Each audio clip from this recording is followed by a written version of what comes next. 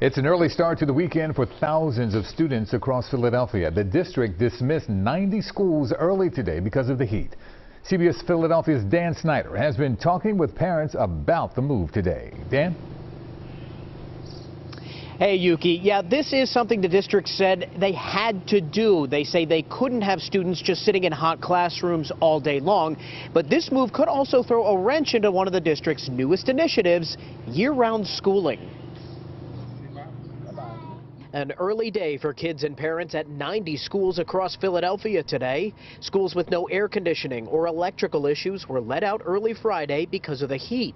Parents we talked with say it is a bit of an inconvenience. Hey, I'm missing work. Get these kids some air. I just drove all the way from Mount Airy. I got a detail shop up there, so it was a half-an-hour drive. But district officials say it was necessary and done out of an abundance of caution to protect kids. We can't have our students in that kind of weather. We do not want to have a breeding ground for heat-related illnesses. The lack of air conditioning is the latest in a long list of building issues the district is facing. Many buildings are decades old and in need of repair, and Monique Braxton says it's more than just adding air conditioners. So you have to think about the electrical support systems.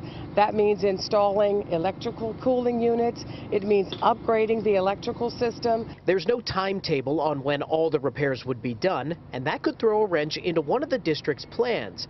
Last week, Superintendent Tony Watlington announced his 5-year plan, complete with a pilot program for year-round schooling.